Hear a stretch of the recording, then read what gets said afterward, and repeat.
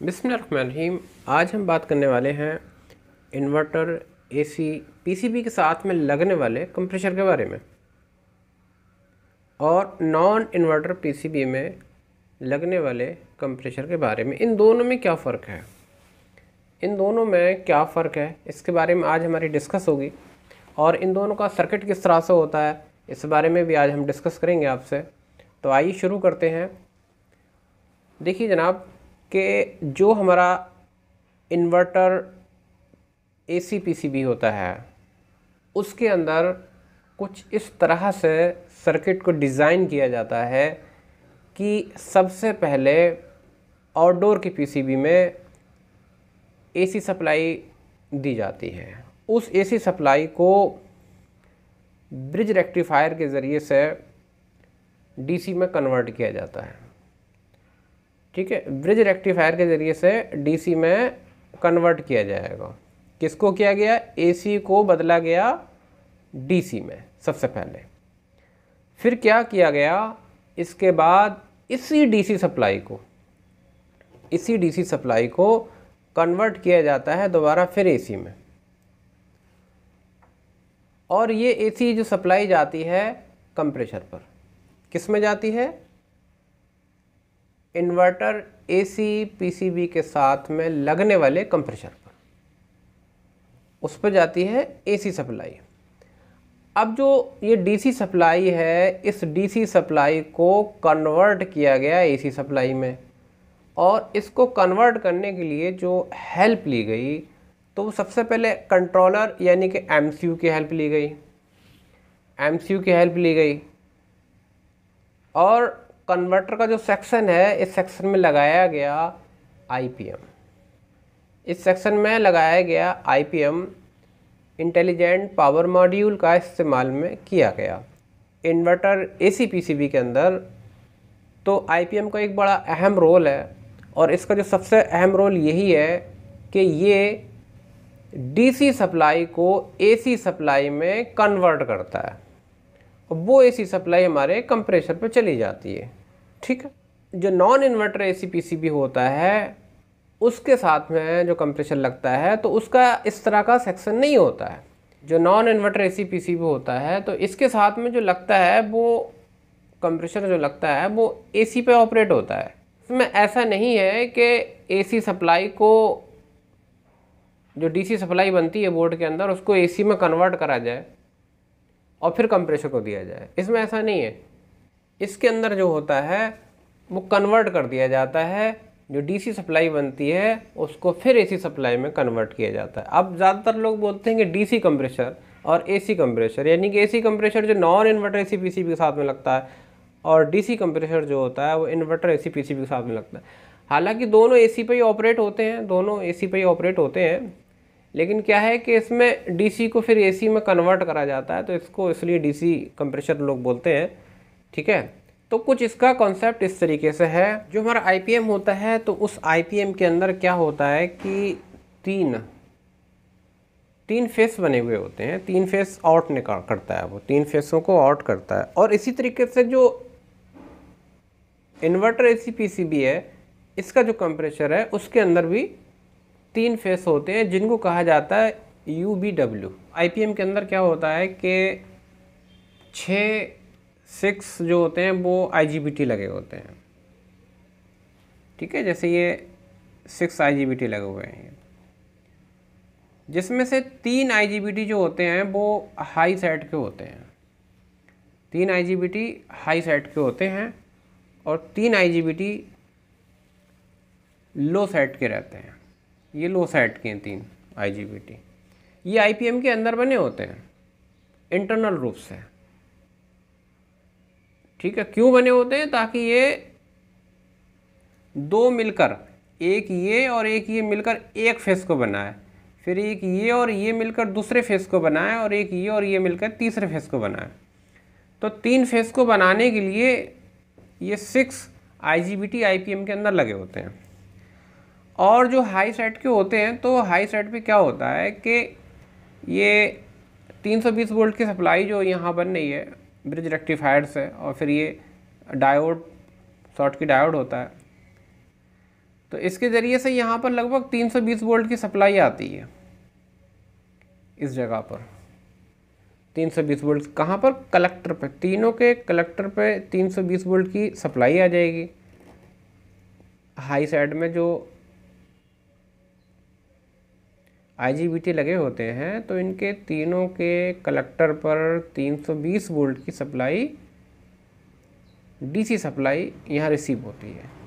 इसीलिए इनको high side कहा जाता है, क्योंकि हाई सप्लाई यहाँ रिसीव हो रही है। अब जो नीचे ये बचे 3, इन्हें कहा जाता है लो साइड में लगने वाले IGBT। अब लो साइड में जो IGBT लगे होते हैं, इनके तीनों के एमीटर पर ग्राउंड आता है, यानी कि नेगेटिव आता है, ये इनके तीनों पे ग्राउंड आता है ये, तो ये लो साइड के कहलाते हैं।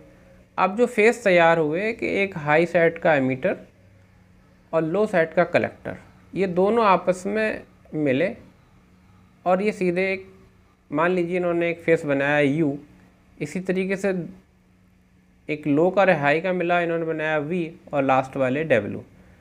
अब ये तीनों फेस कहाँ जाएंगे? ये जाएंगे कंप्रेसर पर, ये कंप्रेसर पर चले जाएंगे, कंप्रेसर पर चले जाएंगे। कंप्रेसर के अंदर भी 3 फेस होते हैं, इसके अंदर वाइंडिंग होती है। जब इसको ये 3 फेस मिलते हैं तब ये काम करना शुरू करता है। अच्छा, 3 फेस बनते कैसे हैं? अब ये 3 फेस जो बनते किस तरीके से हैं? एक्चुअली IPM के अंदर एक होती है PWM IC, PWM IC लगी होती है इसके अंदर, और IPM को कंट्रोल करता है MCU, MCU से कंट्रोल करता है, ठीक है। MCU से PWM IC के लिए, यानी कि IPM के लिए 3 हाई के और 3 लो के सिग्नल आना चाहिए। आगे जी, और इसके अलावा IPM पर 15 वोल्ट की सप्लाई मिलनी चाहिए, IPM पर 320 वोल्ट की सप्लाई मिलनी चाहिए लगभग, ये इसकी रिक्वायरमेंट रहती है। और MCU से 3 लो के 3 हाई के सिग्नल IPM को रिसीव होना चाहिए।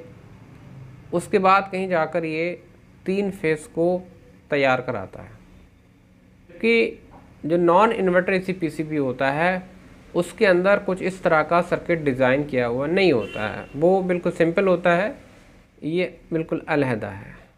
अब हम देखते हैं कि जो इन्वर्टर PCB के साथ में लगने वाला कंप्रेसर होता है और नॉन इन्वर्टर PCB के साथ में लगने वाला कंप्रेसर होता है, तो इनमें क्या फ़र्क होता है? जो इन्वर्टर PCB के साथ में लगने वाला कंप्रेसर होता है, एक तो वो बहुत ज़्यादा हाई फ्रीक्वेंसी पे काम करते हैं, उनकी हाई फ्रीक्वेंसी रहती है,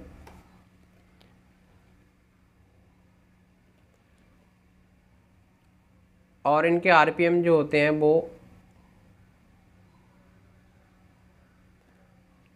नॉन इन्वर्टर PCB की तुलना में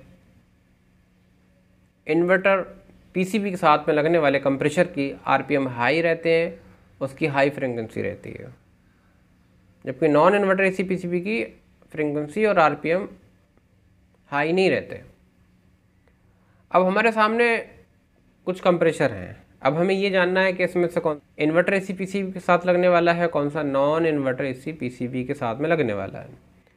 तो अमूमन उसके ऊपर कुछ इस तरह की एक चिट वगैरह लगी रहती है, आप इसे देख सकते हैं, ठीक है। तो इस पर लिखा भी रहता है, और नहीं ये समझ में आता है तो आप ये ध्यान रखें कि जो AC हमारी जो लाइन होती है, AC जो लाइन होती है ना AC, तो आप देखते हैं इसके अंदर कितना हर्ट्ज़ होता है, इसके अंदर 50 हर्ट्ज़ होता है, इसके अंदर 50 हर्ट्ज़ की फ्रीक्वेंसी चलती है, राइट। अगर किसी कंप्रेसर के ऊपर लिखा है कि ये 220 वोल्ट 50 हर्ट्ज़ की फ्रीक्वेंसी, या 180 वोल्ट 50 हर्ट्ज़ की फ्रीक्वेंसी, या 40 हर्ट्ज़ की फ्रीक्वेंसी, 45 हर्ट्ज़ की फ्रीक्वेंसी, 30 हर्ट्ज़ की फ्रीक्वेंसी, तो ये जो 50 से नीचे वाले जितने भी 50 हर्ट्ज़ से नीचे वाले या 50 हर्ट्ज़ के जितने लिखा है, तो ये सब AC यानी कि नॉन इन्वर्टर AC PCB के साथ में लगने वाले कंप्रेसर होते हैं। और कुछ कम ऐसा दिखाई देंगे कि जिसके ऊपर लिखा है कि 60 हर्ट्ज़ या 70 हर्ट्स लिखा है या 58 हर्ट्स लिखा है। तो ये जितने भी कंप्रेशर हैं इस तरह के, क्योंकि ये 50 से अबव है, 50 से ऊपर हैं, ठीक है, तो ये इन्वर्टर एसी पीसीबी के साथ में लगने वाले कंप्रेशर होते हैं जिनके ऊपर 50 से अबव, 50 से ऊपर हर्ट्स लिखे हुए हैं। ठीक, ये बात ध्यान रखें कि 50 हर्ट्ज से नीचे चलने वाले जो कंप्रेशर हैं ये सारे के सारे एसी यानी कि नॉन इन्वर्टर एसी पीसीबी के साथ में लगते हैं, और इससे ऊपर 50 से ऊपर जो हर्ट्ज पर ऑपरेट होने वाले कंप्रेशर हैं तो ये इन्वर्टर पीसीबी के साथ में ऑपरेट होंगे। ठीक है, तो उम्मीद है ये आपको छोटा सा टॉपिक पसंद आया होगा। आगे हम पीसीबी पे दिखाएंगे कि किस तरह से इसका सर्किट बना होता है, कहाँ पर सीपीयू से सिग्नल आते हैं, कौन सी रेजिस्टेंस लगी होती हैं, आईपीएम के पास में क्या क्या ख़ास बातें होती हैं, किसको ध्यान रखना होता है। ये हम जस्ट अगले वीडियो में बताएंगे। ये थ्योरिकल वीडियो थी, नेक्स्ट वीडियो देखें आप, उसमें और अच्छे से क्लियर होगा। Thank you.